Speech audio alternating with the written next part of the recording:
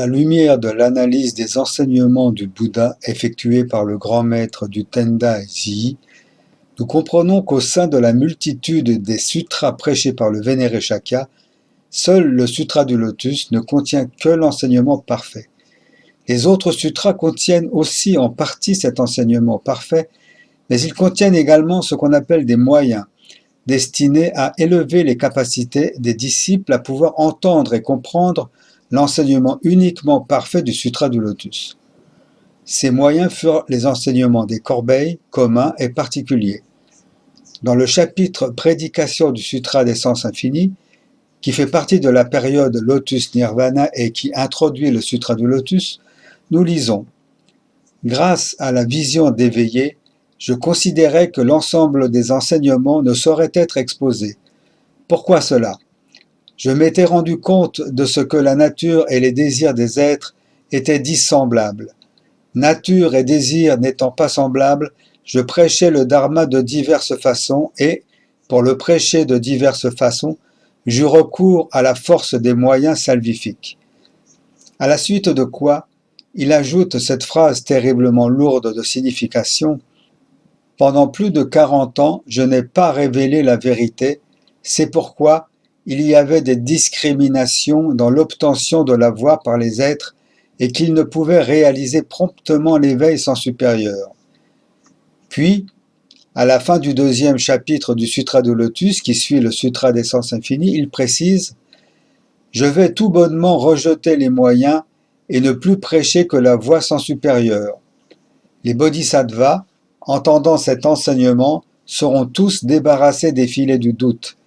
Les 1200 méritants aussi seront tous appelés à devenir Bouddha. » Et pourtant, jusqu'alors, dans les sutras antérieurs au lotus, ces 1200 méritants, avec à leur tête le plus sage d'entre eux, Shariputra, en japonais Sharihotsu, ne devaient jamais devenir Bouddha, bien qu'ayant accédé à l'éveil suprême des 4 degrés d'auditeurs.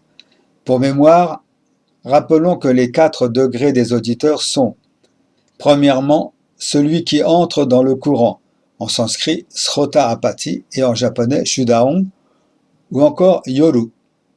Premier degré d'éveil atteint par les pratiquants du petit véhicule. Il s'agit d'entrer dans le courant de l'émancipation en allant à l'inverse du courant des vies et des morts. Ce fruit peut être obtenu lorsqu'on s'est départi des illusions des vues erronées. Deuxièmement, celui qui retourne encore une fois, en sanskrit Sakrdagamin, en japonais Shidagon ou encore Ichirai. Deuxième degré d'éveil atteint par les pratiquants du petit véhicule. La destruction de 6 des 9 illusions du monde des désirs permet de ne renaître qu'une fois dans le monde des humains et des cieux avant d'obtenir l'émancipation totale. Troisièmement, celui qui ne revient pas, en sanskrit Anagamin et en japonais Anagon ou encore Fugen. Troisième degré d'éveil atteint par les pratiquants du petit véhicule. Ce niveau peut être atteint en se soustrayant des souillures du monde des désirs, y compris les vues et les pratiques erronées. À ce degré, on renaît dans le monde matériel ou dans le monde spirituel, mais il y a non-retour dans le monde des désirs. Quatrièmement, le méritant, en sanskrit arat, en japonais arakan ou encore ogu. Quatrième et dernier degré d'éveil atteint par les pratiquants du petit véhicule. Un tel saint s'est débarrassé de toute renaissance, de tous les désirs et de toutes les illusions. Il a obtenu la parfaite connaissance, a tout appris de sorte qu'il n'a plus rien à étudier. Il est digne de respect et d'offrande, en japonais ogu. Il va sans dire que si ces êtres faisant partie des 4 voies saintes ne pouvaient pas devenir Bouddha à l'aide des sutras antérieurs au lotus, à plus forte raison, les êtres ordinaires le pouvaient encore moins. Et pourtant, le seul et unique but pour lequel le Bouddha a prêché son enseignement n'était-il pas que, comme il le dit lui-même au chapitre 16 du lotus, tous les êtres réalisent rapidement le corps d'éveillé. C'est que tous ces sutras antérieurs au lotus n'étaient qu'une préparation à pouvoir entendre le sutra du lotus et réaliser l'éveil sans supérieur. Autrement dit, Ces sutras antérieurs, n'enseignant pas la bouddhéité, n'ont aucun sens sans l'éclairage du sutra du lotus, éclairage grâce auquel ils prennent toute leur signification.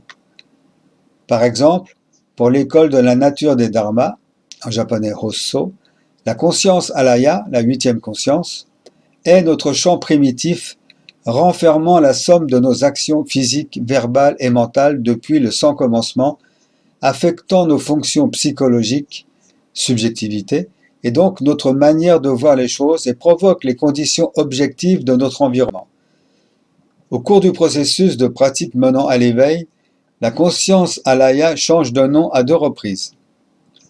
Entre le sans commencement et le stade où le bodhisattva est parvenu au 7e degré de terre, c'est-à-dire le 47e des 52 degrés menant à l'éveil, la 8e conscience s'appelle alaya, ou conscience entrepôt.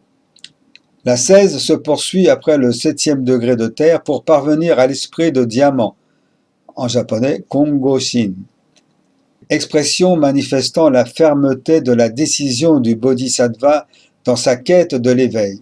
Jusque-là, le bodhisattva a interrompu une à une les mauvaises passions. Du sans commencement à l'esprit de diamant, la 8e conscience s'appelle maturation différente, Ijuku en japonais, désignant la période au cours de laquelle la conscience fondamentale se poursuit en tant qu'effet des bonnes et mauvaises causes réalisées depuis le sans commencement. La 3e dénomination de la 8e conscience est conscience adana, ou conscience pure, qui désigne l'instant à partir duquel le bodhisattva devient Bouddha. Il va sans dire que ce processus demande une infinité d'éons jusqu'à ce que la 8e conscience soit complètement purifiée. Or, le grand maître du Tendai affirme que cette conscience pure est présente dès l'origine dans le cœur de chacun et s'appelle la conscience Amara, ou conscience immaculée. C'est la 9e conscience. Alors que l'école de la nature des dharmas n'enseigne que la 8e conscience, disant que tout, aussi bien l'illusion que l'éveil, est produit de manière conditionnée par cette conscience alaya, à l'opposé, l'école du Tendai parle de la matrice de l'ainsi venant. Cette expression désigne ce qui demeure comme le Tathagata à l'état fœtal. C'est l'affirmation que tous les êtres portent en eux la nature du Bouddha comme un fœtus.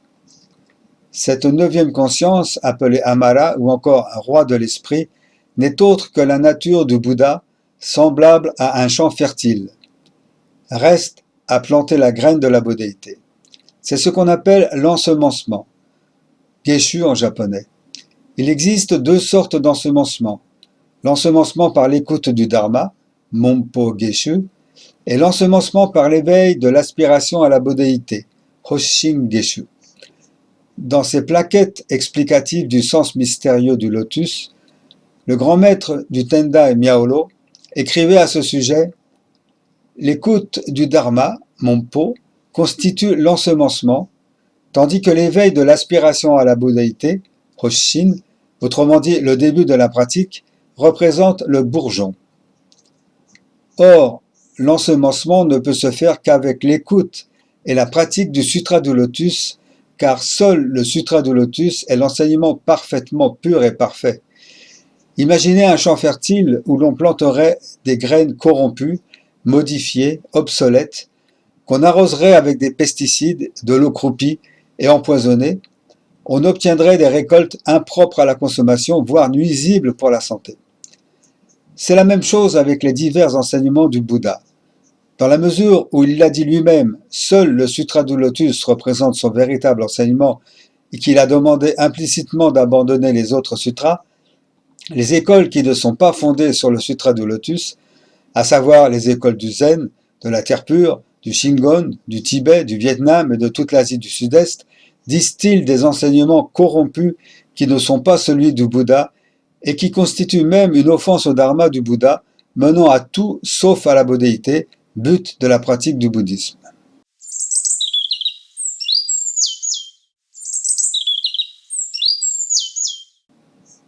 Dans l'exploration des spécificités doctrinales du Sutra du Lotus, celle qui mérite d'être citée comme l'élément primordial est la présence mutuelle des 10 mondes.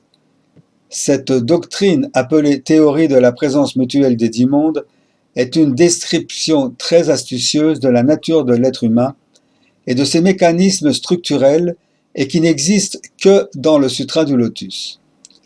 Avec l'avènement du bouddhisme Mahayana, est née l'idée de regrouper les différentes formes d'êtres, y compris les êtres humains, en 10 catégories et de les interpréter en fonction de leurs valeurs selon un rapport hiérarchique. Ces 10 catégories sont les 10 mondes, des enfers, des esprits affamés, des animaux, des ashuras, des êtres humains, des cieux, des auditeurs, des éveillés par les conditions, des bodhisattvas et du Bouddha. Avant l'établissement du bouddhisme Mahayana, on prenait déjà en considération les 6 mondes de l'enfer aux cieux, et après l'établissement du bouddhisme Mahayana, les 4 mondes des auditeurs et la suite furent ajoutés à ces 6 mondes, donnant naissance à l'opinion selon laquelle il existe 10 mondes. Selon l'interprétation traditionnelle du bouddhisme, les 6 mondes des enfers au monde céleste sont les mondes de l'errance et du samsara, c'est-à-dire le cycle des transmigrations dans les états de vie des 6 mondes. Le monde céleste est divisé en 3 niveaux, inférieur, intermédiaire et supérieur. Les états de vie partant du monde des enfers jusqu'au monde inférieur du monde céleste sont regroupés sous l'appellation monde des désirs, car c'est un monde obsédé par les désirs physiques. Le monde céleste intermédiaire est appelé monde de la matière, parce qu'il n'est plus attaché au désir, mais n'est pas encore libéré des contraintes du corps, tandis que le monde céleste supérieur est appelé monde de la non-matière, parce qu'il est libéré des désirs physiques et de leurs contraintes. Cependant, comme ici les contraintes de l'esprit n'ont pas encore été entièrement résolues, ce monde ne peut être considéré comme le monde de l'éveil et fait toujours partie du monde de l'illusion. Les 6 mondes des enfers au monde céleste sont également appelés les 3 mondes, car ils appartiennent soit au monde des désirs, soit au monde de la matière, soit au monde de la non-matière. Ce n'est que lorsque l'on a atteint le monde des auditeurs que l'on est enfin considéré comme ayant pénétré dans le monde de l'éveil, qui est classé en 4 sortes d'états de vie, jusqu'au Bouddha, selon le contenu de cet éveil. Tel est le caractère général de chacun des 10 mondes, mais en fait, Zhi s'est appuyé sur cette théorie des 10 mondes pour comprendre analytiquement le mécanisme structurel de la manière d'être des êtres humains. En d'autres termes, il ne conçoit pas les 10 mondes comme de simples distinctions fondées sur les valeurs des êtres vivants, mais comme les 10 différentes manières d'être des êtres humains eux-mêmes. L'humain n'est pas seulement le 5e être intermédiaire dans une hiérarchie de 10 types d'êtres différents, mais est compris comme un être qui peut se trouver n'importe où, des mondes inférieurs des enfers au monde supérieur du Bouddha. L'être humain qui occupe l'un des 10 mondes peut être considéré comme ayant présent en lui les 9 autres mondes. Bien sûr, ceci ne concerne pas que les êtres humains. Les 10 mondes sont présents au sein des 9 autres mondes. Ainsi, tous les êtres vivent dans une relation de présence mutuelle des 10 mondes. Dès lors, tous les êtres des 10 mondes peuvent être considérés comme également capables de devenir n'importe quel être des enfers au Bouddha. Mais quelle est donc la cause directe qui détermine que chaque être soit dans l'enfer ou dans le monde du Bouddha? Zhi voit cette cause dans le fait de voir ou ne pas voir le véritable aspect des dharmas, ou plus précisément, dans l'attitude de compréhension de la relation au véritable aspect selon 4 types d'attitudes. La première attitude consiste à comprendre les dharmas comme existants, tandis que la seconde attitude consiste à les comprendre sous l'aspect du non-existant, la vacuité. La troisième est l'attitude qui consiste à voir les choses sous l'angle du temporaire, la conditionnalité. La quatrième et dernière attitude est celle qui consiste à comprendre tous les dharmas à partir de l'aspect du milieu. La première attitude de compréhension est l'essence même de la non-vision du véritable aspect des dharmas propre à la voie extérieure. En progressant vers la deuxième et la troisième, le degré de vision augmente jusqu'à ce que la quatrième attitude de compréhension soit l'état de vision du véritable aspect des dharmas lui-même. Ainsi, chaque être est compris comme un être ayant le potentiel de se transformer de diverses manières selon sa vision des dharmas. L'humain ne se situe pas en dehors de cette relation. Même s'il est complètement submergé au milieu du mal, ce n'est qu'un type d'existence en tant que personne tombée dans la non-vision du véritable aspect, et tout ce qu'il a à faire est des efforts pour passer de la non-vision du véritable aspect à la vision du véritable aspect, sur la base de la garantie théorique de la possibilité de passer de la souffrance à la bodhéité. La base théorique de l'exigence de pratique pour les êtres perdus est fondée sur cette relation entre voir et ne pas voir le véritable aspect des dharmas et sur les circonstances de l'établissement des différents aspects de l'existence qui s'établissent sur fond de cette relation. Il faut pourtant préciser ici un point qui me paraît de la plus haute importance. La présence mutuelle des 10 mondes est le principe le plus profond du bouddhisme. Or, certains béotiens, tentant de vulgariser ce principe, sans apparemment l'avoir compris, l'ont rétrogradé au simple changement d'état d'âme au cours d'une journée. Je me réveille avec une rage de dents, c'est l'état d'enfer. J'ai gagné au loto, j'entre dans le monde des cieux, qu'ils appellent l'état de joie temporaire. Je lis un livre, j'entre dans l'état d'étude, qui n'existe pas, mais qui signifierait le monde des auditeurs, et ainsi de suite. Or, si c'était ça, la présence mutuelle des 10 mondes, le bouddhisme n'aurait alors aucune raison d'exister. La véritable présence mutuelle des 10 mondes est bien différente.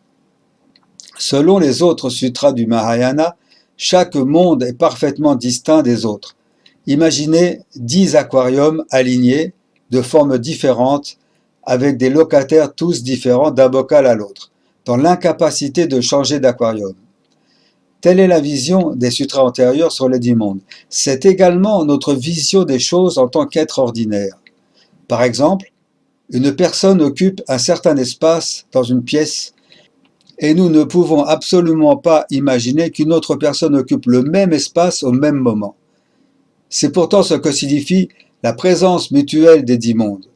Seul le Bouddha, grâce à sa sagesse et sa vision d'éveillé, qu'il exprime dans le Sutra de Lotus, ayant à tout jamais coupé court au raisonnement erratique comme le rêve, a effacé toutes les notions de différence et d'égalité et a un savoir et une vision des aspects des 3 mondes conformes à la réalité. C'est ce qui est indiqué dans le chapitre 16 du Sutra du Lotus.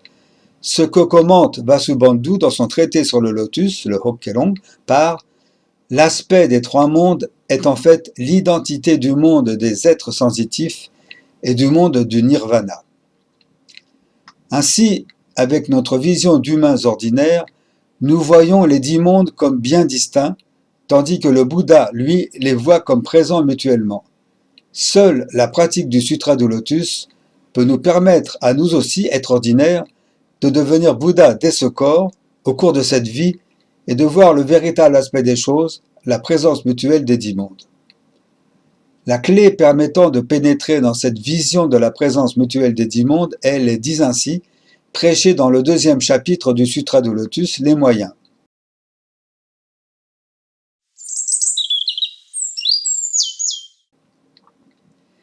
Les 10 ainsi expliquent la manière dont les choses existent et la présence mutuelle des 10 mondes.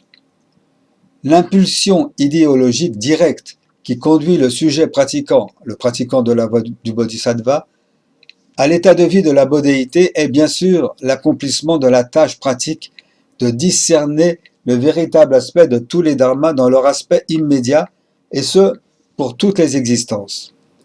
Comment dès lors Ziyi a-t-il compris le véritable aspect des choses? Cette explication fait partie d'une série qui utilise les 10 ainsi comme indice. Les choses qui nous apparaissent comme extérieures ne sont pas non existantes, mais apparaissent en tant qu'objet de notre perception. Par conséquent, il doit s'agir d'entités qui, d'une manière ou d'une autre, supportent la reconnaissance objective. Ziyi voit cette caractéristique de l'existence et tente de l'expliquer sous cet aspect qui n'est rien d'autre que la doctrine dite des 10 ainsi. Il dit Dans le présent sutra, 10 éléments sont utilisés pour fixer l'intégralité des dharmas. De sorte que, pour tous les dharmas, ainsi est l'aspect, Nyose-so, ainsi est la nature, Nyose-sho, ainsi est la substance, Nyose-tai, ainsi est l'énergie, Nyose-riki, ainsi est la production, Nyose-sa, ainsi est la cause, Nyose-in, ainsi est la condition, Nyose-en, ainsi est l'effet, Nyose-ka, ainsi est la rétribution, Nyose-ho, ainsi est l'égalité totale de l'origine à la fin, Nyose-hon maku kyoto. Passons en revue la signification des 10 ainsi et déterminons les principaux objectifs de leur explication. Pour répondre à cette question, il faut d'abord déterminer la signification des 10 éléments dont l'aspect, la nature et la substance, etc., comme base sur laquelle sont construits les 10 types d'ainsi. Le premier composant, l'aspect, est l'aspect qui se manifeste extérieurement. Il s'agit de notre propre aspect, mais également de celui des autres et du monde dans lequel nous vivons. Par exemple, l'enfer a un aspect différent de celui du monde des humains. De même, les ethnies d'Afrique et d'Asie n'ont pas le même aspect, tout comme je n'ai pas le même aspect que mon voisin. Le deuxième composant, la nature, est la nature qui réside à l'intérieur et qui nous caractérise, qui caractérise l'environnement et les autres. La substance est le principal constituant de l'être individuel. L'énergie est sa capacité latente. La production est la manifestation extérieure de l'énergie. La cause est la cause directe qui conduit à l'apparition des choses. La condition est la cause auxiliaire qui aide la cause directe. L'effet est le résultat des causes et des conditions. La rétribution est la conséquence des effets. L'égalité totale de l'origine à la fin est que tous, du premier composant, l'aspect, au neuvième, la rétribution, sont liés les uns aux autres sans discontinuité.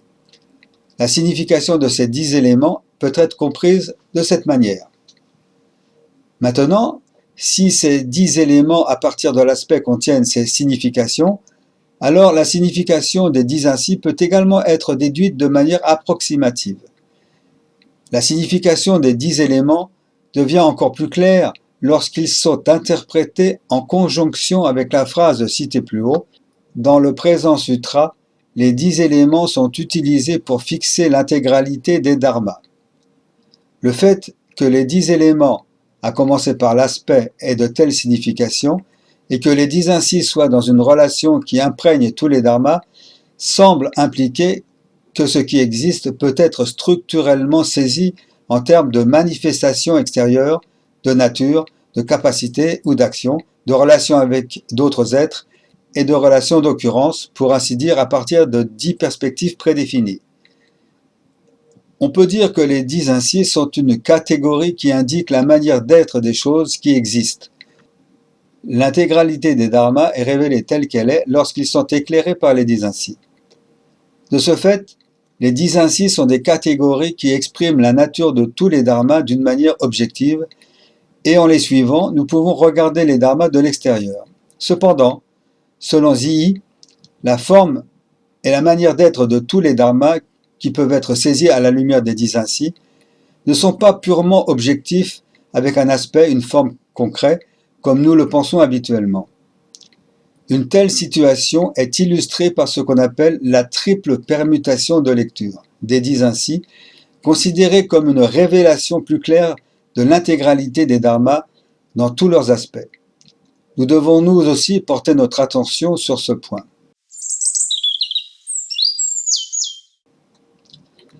Présentons d'abord concrètement l'explication de la triple permutation de lecture. Dans le sens mystérieux du lotus de Zii, nous lisons « En lisant les phrases en fonction de leur signification, je vois 3 manières de les lire en les permutant. Premièrement, Ze so nyo, Ze sho nyo, Ze tai nyo, etc. jusqu'à Ze ho nyo, qui signifie « cet aspect est ainsi, cette nature est ainsi, cette substance est ainsi, et ainsi de suite jusqu'à cette rétribution est ainsi. » Deuxièmement, Nyose so, Nyose sho, Nyose tai, jusqu'à Nyose ho, ainsi est l'aspect, ainsi est la nature, ainsi est la substance, et ainsi de suite jusqu'à ainsi est la rétribution.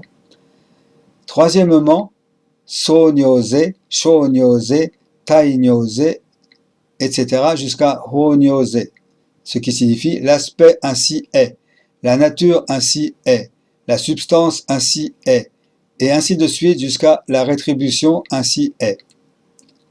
Lorsque tous les éléments sont qualifiés d'ainsi, c'est-à-dire nyo, qui est également synonyme de réalité ultime, ainsi dénotant l'indifférenciation, cette lecture possède alors la signification de la vérité de la vacuité. Lorsque nous lisons ainsi est l'aspect, ainsi est la nature, on dénote alors l'aspect et la nature soulignant leur différence et obtenons la signification de la conditionnalité. Lorsqu'on lit l'aspect ainsi est, c'est alors la perfection de l'aspect réel de la médianité. Les 10 ainsi définissent clairement ce qu'est l'intégralité de tous les dharmas. Toutefois, leur seule lecture ne mène qu'à une vision superficielle de ces phénomènes.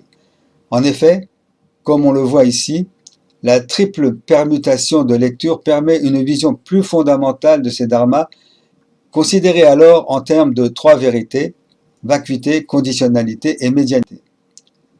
En fait, la raison pour laquelle une telle explication doit être donnée n'est pas claire. Pour être plus précis, on ne comprend pas pourquoi la triple lecture des 10 ainsi doit être effectuée, ni pourquoi il est dit que les dharmas sont plus clairement révélés par les 3 vérités de la vacuité, de la conditionnalité et de la médianité, plutôt que par simplement les 10 ainsi. Ces questions seront résolues si nous examinons également la série d'explications données immédiatement après le texte cité plus haut. Faire la distinction rend plus facile la compréhension. C'est pourquoi il convient d'expliquer séparément la vacuité, la conditionnalité et la médianité. Bien que ces vérités se répartissent en 3, il n'y en a qu'une. Bien qu'il n'y en ait qu'une, il y en a 3. Ce qui n'est ni vertical ni horizontal est appelé le véritable aspect. Le Bouddha est seulement le Bouddha et le seul à connaître ce dharma. Cette phrase suggère également que la raison pour laquelle la triple lecture des 10 ainsi est menée est son caractère d'élimination des normes de tous les dharmas.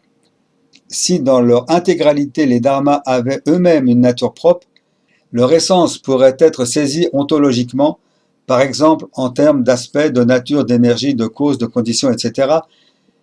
Mais comme il est dit, bien que ces vérités se répartissent en 3, il n'y en a qu'une, bien qu'il n'y en ait qu'une, il y en a 3, ils ne sont pas définis et n'ont pas de nature propre. Cependant, tant que dans leur intégralité les dharmas ne sont pas définis et n'ont pas de nature propre, ils ne peuvent être compris qu'en fonction de la manière dont ils se manifestent dans le pragmatisme qu'ils impliquent.